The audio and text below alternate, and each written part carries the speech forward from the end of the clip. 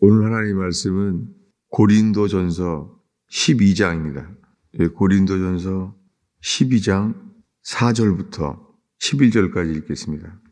12장 4절부터 한 목소리로 읽겠습니다. 은사는 여러 가지나 성령은 같고 직분은 여러 가지나 주는 같으며 또 사역은 여러 가지나 모든 것을 모든 사람 가운데서 이루시는 이는 하나님은 같으니 각 사람에게 성령을 나타내심은 유익하게 하려 하심이라. 어떤 사람에게는 성령으로 말미암아 지혜의 말씀을, 어떤 사람에게는 같은 성령을 따라 지식의 말씀을, 다른 사람에게는 같은 성령으로 믿음을, 어떤 사람에게는 한 성령으로 병 고치는 은사를, 어떤 사람에게는 능력 행함을, 어떤 사람에게는 예언함을, 어떤 사람에게는 영들 분별함을, 다른 사람들에게는 각종 방언 말함을, 어떤 사람에게는 방언을 통역함을 주시나니 이 모든 일은 같은 한 성령이 행하사 그의 뜻대로 각 사람에게 나누어 주시는 것이니라. 아멘. 최근 들어서 주님께서 지금 읽은 말씀, 이 은사에 대해서 주님이 말하게 하세요. 아주 드문 경우예요. 근데 이 고린도 교회에만 이런 일들을 자세하게 기록되어 있어요. 사도 바울이 교회에 보낸 편지가 7교회죠. 로마서부터 시작해서 데살로니가 전후서까지가 7교회에 편지한 거죠. 그중에서 우리가 살고 있는 이 시대에 로마서가 가장 유명해요.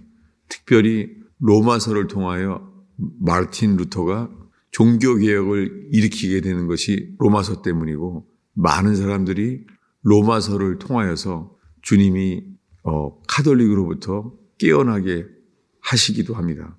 그런데 이 로마서 다음에 고린도서에 와서요, 고린도 교회의 여러 가지 은사들에 대해 설명을 하게 됩니다. 이 이야기의 시작은 이렇게 말해요. 12장 1절에 이렇게 말해요. 형제들아, 신령한 것에 대하여는 나는 너희가 알지 못하기를 원치 아니하노니. 신령한 것, 그냥 이 말은 영적인 것이에요. 신령한이라는 단어가 이것이 이 성경을 번역한 것이 이 말씀 중심의 이 장로교를 통하여 번역됐기 때문에 신령한 것이라는 단어가 됐어요. 신령, 이게 그냥 영적인 것이에요. 고린도 교회에 말해요, 바울이. 영적인 것을 너희가 알지 못하기를 원치 아니하노라. 이렇게 말하기 시작하면서요, 오늘 본문에 은사는 여러 가지나 성령은 같고, 은사가 있고 그 다음에 직분이 있어요. 그래서 은사와 직분과 사역에 대해서 세 가지를 말해요. 이게 삼위일체에 대한 거죠. 은사, 직분, 사역, 이 세 가지가 있다는 거예요. 은사와 직분과 사역, 이 세 가지를 통해서 7절에 성령을 나타내셨다는 거예요. 여러분, 주님께서 우리들에게 열매를 맺게 하시듯이 성령을 나타내십니다. 그것은 우리 모두에게 은사는 유익하게 하려 하심이죠. 그 은사는 선물이에요. 주님의 선물이 나쁜 일이 없죠. 선물은 다 좋은 거죠. 하나님이 교회들에게 선물을 주세요. 8절에 보면은 어떤 사람에게는 성령으로 말미암아 지혜의 말씀을, 이 지혜의 말씀은 예수님이 가이사의 것은 가이사에게, 하나님의 것은 하나님에게, 이게 지혜의 말씀이에요. 어느 누구도 변박할 수 없는 거예요. 너희 중에 죄 없는 자가 먼저 돌로 쳐라. 딱 한 문장이에요. 이런 게 지혜의 말씀이에요. 주님께서 복음을 전할 때에나 교회의 여러 가지 해결돼야 될 문제 속에서 주님이 지혜의 말씀을 주세요. 두 번째는 어떤 사람에게는 같은 성령을 따라 지식의 말씀을 주세요. 지식의 말씀은 전혀 모르던 것을 알게 하는 거예요. 예를 들면은 우물가 여인에게 말해요. 내 말이 맞도다. 너에게 지금 있는 자도 그게 남편이 아니고 그것이 네 말이 맞다라고 모르던 것을 알게 해요. 그게 뭐냐면 지식의 말씀이에요. 전혀 모르는 것들을 알게 하세요. 그래서 우리의 마음을 주께로 향하게 만들죠. 여러분 특별히 복음을 전할 때 주님이 지식의 말씀을 주세요. 이게 다 은사죠. 지식의 말씀. 그 다음에는 다른 사람들에게는 같은 성령으로 믿음을. 여러분 이 믿음은요. 구원받는 믿음이 아니에요. 구원받을 때 쓰는 믿음이 아니라 이 믿음은 선물이에요. 방언처럼. 방언이 입에서 발하게 되는 것처럼 예언을 자기 힘으로 하는 게 아니라 예언을 하는 것처럼요. 믿음은 은사예요. 여기서 말하는 믿음은 은사예요. 성령으로 믿음을 주시는 거예요. 그래서 초자연적인 거죠. 그래서 법적인 문제 속에서도 그냥 믿어지는 거예요. 풍랑 위를 걷는 것과 똑같아요. 어떤 이들에게는 믿음을 주세요. 어떤 사람에게는 한 성령으로 병 고치는 은사를 주세요. 여러분 주님이 선물을 왜 주세요? 주님의 성령의 나타나심을 통하여 영광 돌리게 하시죠. 주님은 병 고치는 은사를 주세요. 놀랍게 고린도 교회에는 이런 일들이 많이 일어났나 봐요. 그래서 10절에 이르러서 어떤 사람에게는 능력 행함을, 능력이 나타나는 거예요. 어떤 사람들은 선교 지역에서 다리가 끊어졌는데도 주님이 가라고 말씀하시면 이 끊어진 다리를 차를 타고 건너가는 사람들도 있죠. 중국에는 수영을 못하는데 주님이 건넌 마을로 건너가라. 여기 중국에 마마쾅이라는 할머니가 있어요. 마마쾅, 광씨죠. 근데 즉각 순종하는 사람이에요. 전 직접 들었었는데 걸어가다 보니까는 이제 더 이상 갈 수가 없는 거예요. 목까지 물이 찼어요. 그래서 주님 가라 그러는데 더 이상은 못 갑니다. 그때 물 위에 떠 있는 예수님을 본 거예요. 예수님이 마마쾅 할머니를 일으켜 세워서 배들이 뒤로 막 지나가더래요. 그리고 건넌 마을로 도착을 했더니 건넌 마을 사람들이 이 신발의 흙이 다른 거예요. 그래서 신발의 흙을 보고 물 위를 걸어온 것을 알고 주님께 많은 사람이 돌아왔다는 거예요. 이것이 뭐예요? 능력 행함이에요. 사람들이 좋아할 만한 일이죠. 그 능력 행함 다음은 예언이에요. 어떤 사람에게는 예언함을. 사도행전에 보면은 빌립 집사의 딸, 그들이 예언하잖아요. 그래서 이 사람의 띠를 띄어서 환난 가운데 들어갈 것을 예언하잖아요. 사도행전에 한 번은 천하의 기근이 일어난다고 예언해요. 개인적으로 예언하는 것이 아니라 모든 사람이 다 듣는 가운데 예언은 교회를 세워요. 그래서 예언의 말씀이 있어요. 그 다음에는 예언 다음에 영들 분별함이래요. 여러분 영이 단어가 아니라 복수예요. 여러 가지 영들이 있어요. 그래서 여러 가지 영들을 분별하게 한다고 고린도 교회에 편지하고 있습니다. 그 다음에 말하기를 각종 방언 말함을, 어떤 이에게는 방언을 통역함을 주시나니. 정말 주님께서 최근 들어 저희 교인들에게 이 은사에 대해서 말씀하시는 것을 알게 됐어요. 그러다가 어제는 마침요 하나님의 대사, 그 김하중 장로님의 그 간증책, 하나님의 대사의 책에 나오는 박정미 전사님이 아주 오랜만에 전화를 한 거예요. 어제 이야기예요. 그러면서 저희 교회에 이런 그 주님이 금식을 통하여 역사하는 사역자를 저한테 소개시켜 주는 거예요. 그래서 교인들이 한두 명 있어도 괜찮은데 이런 사역을 하는 사람이 떠올라서 소개한다는 거예요. 그렇죠. 현재 저희 교인들 중에서 몇 분은요, 휴가를 내서 지금 타주에 가서 그 힐링 센터를 하는 선교사님과 함께 지금 집회를 하고 있어요. 갑자기 이런 일들이 많이 생기는 거예요.